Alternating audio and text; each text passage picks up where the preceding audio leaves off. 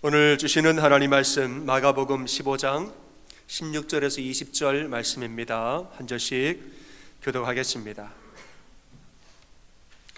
군인들이 예수를 끌고 브라이도리온이라는 뜰 안으로 들어가서 온 군대를 모으고 예수에게 자색 옷을 입히고 가시관을 엮어 씌우고 격려하여 이르되 유대인의 왕이여 평안할지어다 하고 갈대로 그의 머리를 치며 침을 뱉으며 꿇어 절하더라.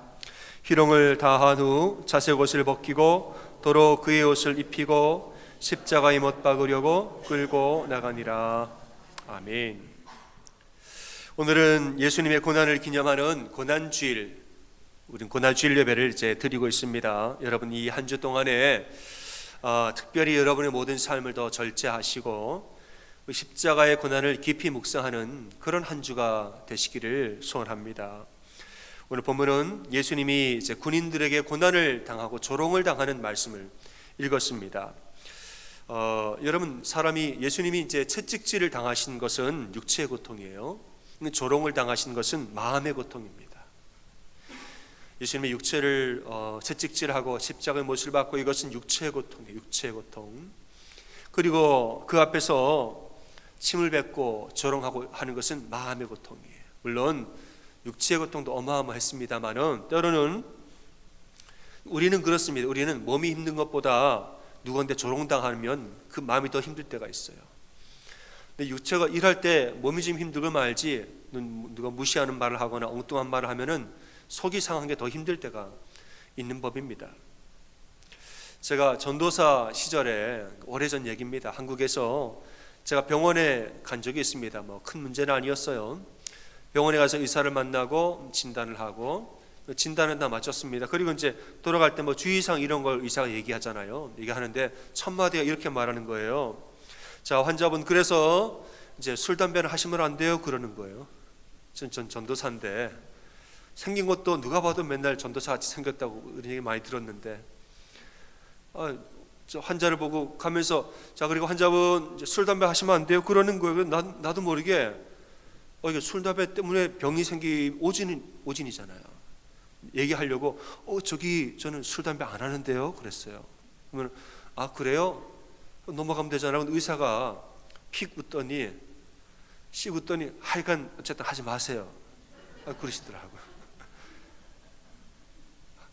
그러니까 내가 거짓말하는 줄 알고 너 보니까 많이 피고 많이 마시는데 뭘 마치 이런 모습 같아요. 그래서 이제 나오면서 왠지 마음이 애매모호한 마음이 안에서 묘한 마음이 왔습니다. 그래서 속으로 생각하기를 내가 되게 하게 생겼나? 내가 좀 표정이 술 담배 되게 많이 하게 생겼나? 그래서 병날 것처럼 생겼나? 그런 말을 하지. 그러니까 우리는 엉뚱한 말 한마디만 들어도 이상하게 마음이 묘해지는 것이 사람의 마음입니다. 예수님이 고난을 당하실 때 육체의 고난만 당하신 게 아니에요. 이것은 마음의 고통과 마음의 고난도 함께 당하셨다는 것이죠. 사람에게 너무나 이 심한 조롱을 당하십니다. 먼저는 본디오 빌라도에게 사형 판결을 받으신 후에 채찍질을 먼저 당하십니다. 채찍질을 당하실 여러분 아시죠? 그들이 썼던 채찍은 가죽끈 끝에 쇠조각이 달려 있습니다. 날카로운 쇠조각이 달려 있어서 이게 한번 휘두르면 이 살갗을 파고들죠. 그리고 확 당기면 피부가 찢겨지고 살점이 뜯어져 나가는. 그러니까 채찍질 한번 팍팍 할 때마다 살점이 확하고 뜯겨나가는 그런 채찍질이었던 거죠. 그걸 얼마나 많이 채찍질을 당하셨는지. 그게 끝난 다음에는 그냥 온몸이 피투성이가 되었습니다. 그 다음에는 브라이도리온이라 하는 이 뜰로 끌려가서 이제는 또 조롱을 당하시는 거예요. 말씀 보니까 자색 옷을 입히고, 자색 옷은 귀한 옷감이죠. 보라색 옷이에요. 가시관을 씌우고 유대인의 왕이여 평안할지어다 하고 침뱉으면서 조롱을 하고 인사하였더라. 절했다 그랬습니다. 마태복음 27장에 보면 예수님 오른손에 갈대를 들게 했다고 그랬어요. 갈대를 어디서 꺾어 와가지고 오른손에는 갈대를 들게 하고 한참을 희롱한 후에는 다시 갈대를 뺏어서 이 갈대로 머리를 때렸더라. 굉장히 수치를 준 거죠. 그러니까 이 소품들을 가만히 보면 다 의미가 있습니다. 유대인의 왕이여라고 말했죠. 실제로 이 자색 옷, 이것은 왕의 옷이에요. 가시면류관, 이거 왕의 면류관이죠. 오른손에 들게 한 갈대, 이것은 왕의 상징인 규, 왕이 보좌에 앉았을 때 손에 들고 있는 규, 이것을 의미하는 것입니다. 그러니까 저는 참 이 말씀을 읽으면서 좀 속으로 궁금한 마음이 들었습니다. 아이고, 이런 소품을 그새 또 어디서 구해왔을까? 저는 이런 마음이 들었어요. 이 자세, 이런 걸 언제 그걸 또 준비를 해와가지고 그런 소품을 입혀다가 왕의 분장을 시켜놓고 그렇게 조롱을 했을까? 여러분 좀 독특하지 않습니까? 사형수면 그냥 사형을 시키면 되지, 참 시간도 많아요. 그 죽을 사람 앉혀놓고 뭐 분장을 시키고 연극을 하고 역할극을 하면서 뭐 그렇게 조롱까지 할 게 있느냐는 말이에요. 저는 좀 어색하다 생각했습니다. 어색하다. 이것만 어색한 게 아니에요. 예수님 그 뒤에 십자가에 달리실 때도 죽으실 때도 여러 번 조롱을 당하셨는데 성경에서 그 조롱하는 말이 툭툭 튀어나오는 그 시간과 그 내용을 보면은 좀 말하자면 생뚱맞습니다. 뭐 그 시점에 꼭 그런 말을 했어야 하나? 앞뒤가 좀 연계성이 떨어져요. 뭐 굳이 그렇게까지 했을까 싶은데 묵상을 가만히 하다가 이게 그 안에 하나님의 뜻이 있구나, 이런 마음이 들었어요. 그 안에 하나님의 은혜가 있구나. 말씀을 자세히 보면 사람들이 했던 그 조롱하는 말들이 알고 보면 전부 다 예수님에 대한 정확한 고백들입니다. 본인들은 조롱하면서 우스갯소리로 말했지만 사실은 그게 전부 다 진실이었던 거예요. 본인들은 몰랐겠지만. 그래서 그들이 조롱했던 말들은 사실은 조만간 일어날 일들에 대한 복선의 역할을 합니다. 복선의 역할. 우리 그런 때가 있잖아요. 좀 허름한 사람이어가지고 뭐 자꾸 왔다 갔다, 왜 너가 이 집 주인이냐? 너네 아버지가 이 회사의 회장이냐? 그래서 조롱을 하는데 알고 보니까 진짜 회장인 거예요. 드라마나 이런 데서 그런 장면이 나오면 이것은 장차 일어난 일을 알려주는 복선이에요. 군인들은 조롱하면서 유대인의 왕이냐라고 놀렸는데 예수님 진짜 유대인의 왕, 온 세상의 왕이었던 것이죠. 예수님 온 세상이 왕이 되사 우리가 사도신경에서 고백했지만은 하늘과 땅 위와 땅 아래에 있는 모든 사람들을 이름을 그 앞에 무릎 꿇게 하셨다고 그랬어요. 예수님 진짜 온 세상의 왕이었던 거죠. 정말로. 29절 보면은 십자가에 달리실 때 지나가는 사람 조롱을 했어요. 성전을 헐고 사흘 만에 짓는다 그랬다며? 성전을 헐고 사흘 만에 짓는 자요, 막 조롱을 했어요. 사실 진짜 예수님은 사흘 만에, 장사한 지 사흘 만에 부활하셨습니다. 이게 진짜였던 거예요. 대제사장들과 서기관들이 십자가 달려 돌아가신 걸 바라보면서 조롱을 합니다. 그가 남들은 구원하고 자기는 구원 못하네, 이랬어요. 남들은 구원하고 자기는 구원 못하네. 이게 진짜였던 거예요. 예수님은 내가 죽어서 남들을 구원하려고 이 세상에 오신 거예요. 이건 다 사실이라는 말이에요. 사람들 조롱합니다. 당신 지금 십자가에 내려와서 우리로 보고 믿게 할지어다 그랬어요. 조롱하면서. 실제로 예수님 부활한 예수님 사람들 앞에 나타나서 모든 사람을 믿게 하셨단 말이에요. 그러니까 이것도 장차 일어날 일들은 다 복선이었던 겁니다. 이 사람들은 모르고서 막 그냥 조롱을 했겠죠. 하지만은 이 모든 것은 예수님의 승리를 선포하기 위한 복선으로서 하나님이 그들을 이용하신 거예요. 그러니까 이건 뭐냐? 하나님 은혜인 거죠. 그냥 조롱이 아니에요.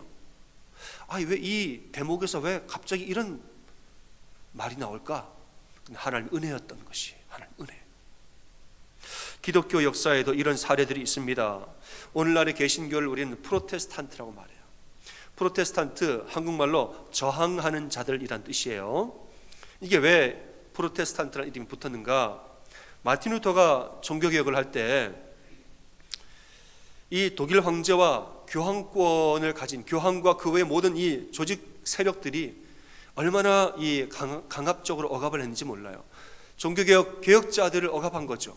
법적으로 억압하고 실제적으로 억압을 하고 위협을 하고 거짓말과 온갖 비방을 하고 억압을 했습니다. 개혁 못하게.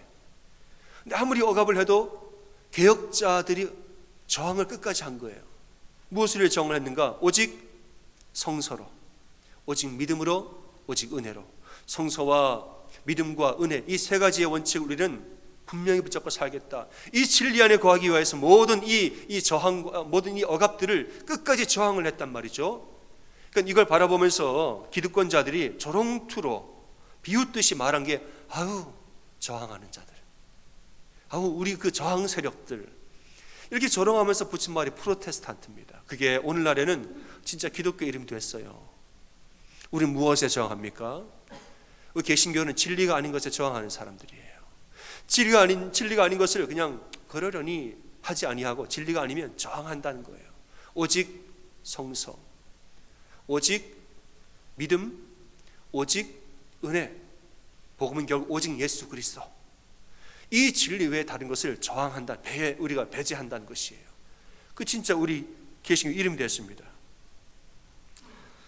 감리교 창시자 요한 웨슬리가 옥스퍼드 신학교의 교수로 있을 때 홀리클럽이라는 클럽을 만들어서 이 신앙훈련과 선교 봉사, 또 학업 뭐 이런 것들을 굉장히 규칙적으로 철저하게 신앙훈련을 했습니다. 그러니까 학교에서 그런 운동이 있으니까 이제 같이 있는 학생들이 이 사람 좀 비웃으면서 조롱하면서 말해서 아우 저런 규칙주의자들, 왜냐면 얼마나 규칙적으로 생활을 했는지 아주 열심으로 신앙생활을 했던 거죠. 바라보는 사람들이 아유 저런 규칙주의자들, 조롱하면서 규칙주의라고 한 말이 바로 메소디스란 말이에요.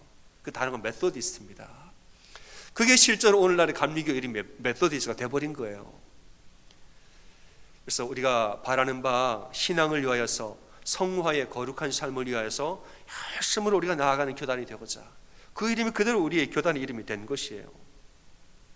전 이것을 고난 속에 숨겨진 하나님의 복선이라고 믿습니다. 우리가 고난당하고 조롱당할 때 그냥 조롱만 당하는 것 같지요. 그 조롱을 당하는 과정을 보면 그 사이사이에 우리를 향한 하나님의 계획이 드러나 있고 하나님이 우리에게 주신 힘과 은혜가 다 있습니다. 그걸 우리는 바라볼 줄 아는 것이에요. 사람들은 고난당할 때에는 정말 고난밖에 없는 줄 알아요. 여러분, 고난당하는 사람한테 가서 염려하지 마십시오, 고난 중에도 은혜가 있습니다 말하면 어떤 사람 아멘 하는 사람도 있지만은 어떤 사람은 아이 고난당하면 고난밖에 없는 거지 무슨 은혜냐고 이렇게 말하는 사람도 있어요. 한때 서울대 김난도 교수가 쓴 책이 베스트셀러가 된 적이 있습니다. 책 이름은 아프니까 청춘이다, 이런 책이 있어요. 그 시대 수많은 청춘들에게 말하기를 아프다고 염려하지 마라, 아프면서 성숙하는 거다. 그러면서 책 제목이 아프니까 청춘이다, 청춘들이여 도전하면서 아파하는 것을 두려워하지 말라, 뭐 이런 내용이에요.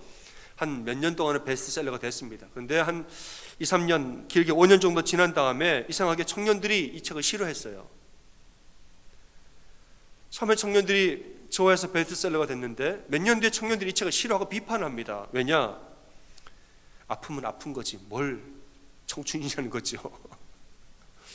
그러니까 이분이 하고자 하는 말은 청춘들이여 젊을 때는 아프면서 크는 거다, 이렇게 말했는데 진짜 청춘들이 하는 말은 뭐냐? 아프면 환자지 뭐가 청춘이야, 우리한테 아파도 괜찮다 말하지 마세요, 우리 아프기 싫어요, 이렇게 말했다는 거예요. 이 성경에도 비슷한 시가 나옵니다. 다윗이 썼던 시편 119편 71절, 고난당한 것이 내게 유익이라, 이로 말미암아 내가 주의 율례들을 배우게 되었나이다. 고난당함이 나에게 유익이라 말했습니다. 성경에서 다윗의 시를 읽을 때 여러분 어떻습니까? 고난당하면 고난밖에 없는 거지 무슨 유익이야, 그러십니까? 아니면 고난 중에 유익이 있음을 나도 믿습니다 하고 선포하는 여러분들이십니까? 우리 마음 어떻습니까? 예수님은 육체의 고통과 마음의 고통을 함께 당하셨습니다. 하지만은 그 안에는 이 모든 것을 합력하여 우리를 선으로 인도하신 하나님 은혜가 그 안에 분명히 있었다는 사실을 꼭 믿으시길 바랍니다.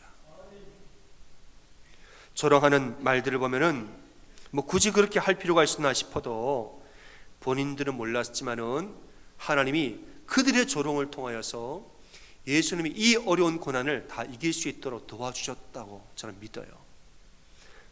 가만히 보면 예수님은 극한의 고통을 당하셨습니다. 얼마나 채찍질을 많이 당하셨는지, 이 너무너무 채찍질을 많이 당해서 이 온몸이 만신창이가 되고 이 십자가를 지고 골고다로 올라가실 때에는 십자가를 찌지도 못할 정도로 너무너무 아파서 말하자면 벌써 정신이 혼미한 거예요. 정신이 오락가락하고 뭐 아주 그냥 누가 누군지도 못 알아볼 정도의 너무너무 힘든 상태가 이미 그 상태였다는 것이에요. 그런데 그 상태에서 누가 조롱을 하죠. 내가 유대인의 왕이냐 이랬어요. 내가 유대인의 왕이냐 이렇게 말할 때 예수님이 그 말을 어떻게 이해했을까요? 예수님이 그 말을 어떻게 이해했는지 저는 그걸 물어보고 싶은 거예요. 예수님이 지금 십자가의 죽음을 향해서 나아가는데 너무너무 고통스러운 정신이 혼미한 상태. 정신이 혼미해요. 아무것도 생각나지 않아요. 막 생각이 정지된 것 같은 느낌. 그럴 때 누가 갑자기 너는 유대인의 왕이냐라고 말하면 예수님은 속으로 이랬을 것 같아요. 그래 맞아. 난 유대인의 왕이지. 조롱하는 말이 오히려 예수님 스스로의 정체성을 리마인드 해주는 역할을 예수님에게는 했다고 저는 봅니다. 십자가 달려서 막 죽어가면서 고통당하실 때 누가 말하죠. 성전을 허물고 사흘 만에 짓는 자여. 그 말을 들으면 예수님은 그래 맞아. 나는 사흘 뒤에 부활할 거지.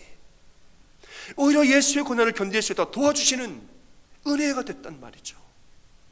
너는 구하고 남들은 구하고 너는 구원 못하냐 라고 말할 때 그래 맞아. 나는 죽어서 남들을 구원하려고 내가 지금 달려 죽는 것이지. 오히려 예수님의 사명을 리마인드 해주는 역할을 하지 않았겠느냐 말인 거죠. 극한의 고통을 당할 때 아무것도 생각나지 않고 정신이 혼미할 때에 오히려 자신의 본분을 떠올리게 하였던 하나님의 은혜의 수단이 바로 그 조롱이었단 말이에요.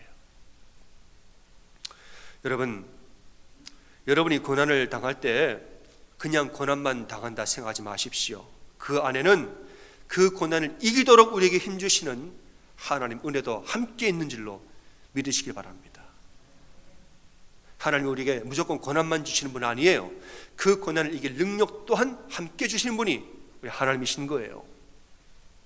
우리 인생은 복잡하게 얽히고 설켜 있습니다. 우리 인생을 고난의 시절과 은혜의 시절 이분법적으로 구분할 수가 없습니다. 인생은 우리 인생은 고난과 은혜가 함께 있고 은혜와 고난이 함께 있고 다 섞여 있어요. 고난만 오느냐 고난의 은혜도 있습니다. 은혜 때만 오느냐 고난도 있습니다. 우리 인생은 그게 얽히고 설켜 있습니다. 그래서 우리가 무언가를 당할 때 이것이 고난의 때냐 은혜의 때냐 그걸 보는 게 중요한 게 아니에요. 지금 내가 무엇을 보고자 하느냐가 더 중요한 것이에요. 이게 고난의 때냐 은혜의 때냐 큰 의미가 없다는 거예요.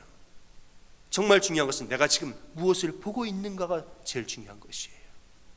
내가 고난만 보면 계속 고난만 보여질 것이고 은혜만 보면 계속 은혜만 보여지는 것입니다. 우리 인생은 그런 것이에요.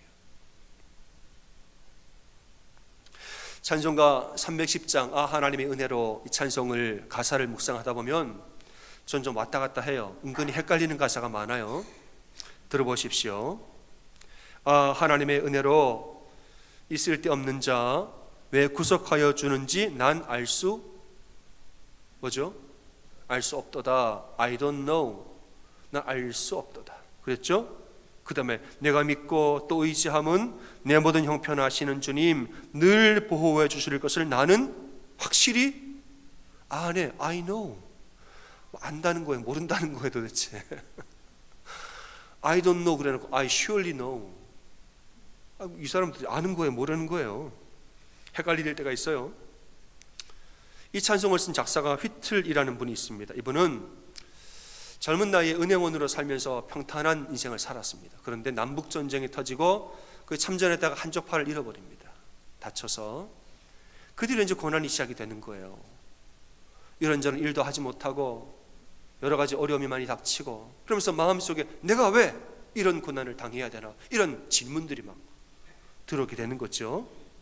그런데 하나님 은혜를 더 깊이 체험하면서 이분이 구세군의 사관학교 졸업하고 목회자가 됩니다. 목회자가 돼서 이제는 찬송시를 본인이 겪었던 고난들을 찬송시로 옮겨서 시를 썼는데 정말 주옥 같은 찬송을 많이 만들었어요. 우리가 많이 부르는 빈들의 마른 풀같이 그분이 쓰신 거고 주의 진리 위에 십자가 군기 그분이 쓰신 거고 구주와 함께 나 죽었으니 이분이 다 쓰신 거예요. 하나님의 은혜로 이런 주옥 같은 찬송도 그분이 다 썼단 말이에요. 그러니까 이 고난당한 것이 내가 왜 고난을 당했는가? I don't know. 모르겠다는 거죠. 하지만은 세월이 지나고 보니까 그 고난 가운데도 은혜가 있었구나. I know. 알게 됐다는 거예요. 여러분, 사람이 고난만 당하는 법은 없습니다. 고난 중에는 언제나 하나님 은혜도 있는 것이에요. 그러니까 여러분, 우리가 어떤 일을 당할 때에는 고난만 바라보지 말고 은혜를 바라볼 줄 아는 여러분이 되시기를 소원합니다. 고난의 때, 은혜의 때 따로 있지 않아요. 고난과 은혜는 언제나 같이 함께 있는 것이 우리 인생입니다. 그러니까 지금 내 때가 어느 때냐가 중요한 게 아니라 내가 지금 무엇을 보고자 하느냐가 중요한 거예요. 여러분, 이번에 한 주 동안에 고난주간 한 주 동안 여러분 예수님이 십자가를 아마 묵상을 하실 텐데 여러분은 두 가지를 동시에 묵상하시기를 바라요. 첫째는 예수님이 당하셨던 십자가의 고난, 이 고난을 묵상하세요. 두 번째는 그 고난을 이길 수 있도록 계속 예수님에게 힘과 은혜를 주신 하나님의 은혜도 동시에 묵상하세요. 첫째는 예수 그리스도의 고난, 두 번째는 고난을 견딜 힘을 주신 하나님의 은혜. 두 가지를 함께 묵상하시기를 바라요. 왜냐? 하나님은 예수님에게만 역사하신 게 아니라 우리에게도 그렇게 역사하시기 때문에 그런 거예요. 우리도 그리스도인들은 예수님을 따라 고난을 겪을 것입니다. 우리도 여러 가지 고난을 겪으면서 삽니다. 우리가 겪는 고난을 외면하면 안 되죠. 그 고난을 우리 묵상할 줄 알아야 돼요. 마주대할 할 줄 알아야죠. 우리가 처한 현실과 우리가 바라보는 고난을 첫 번째 묵상하시고, 두 번째는 이 고난을 이길 수 있는 능력과 힘을 주시는 하나님 은혜도 동시에 묵상하셔야 되는 거예요. 여러분, 이 한 주간 십자가의 고난과 고난을 이기게 하는 은혜를 함께 묵상하는 그런 여러분 다 되시기를 주님의 이름으로 축원합니다. 아멘. 우리 서로에게 이렇게 고백하겠습니다. 고난 중에도 은혜가 있습니다. 이렇게 서로 인사하겠습니다. 고난 중에도 은혜가 있습니다. 저는 분명히 자를 붙였으면 좋겠어요. 여러분 마음에 손을 얹고 이렇게 하죠. 고난 중에도 분명히 은혜가 있습니다. 고백하겠습니다. 고난 중에도 분명히 은혜가 있습니다. 아멘.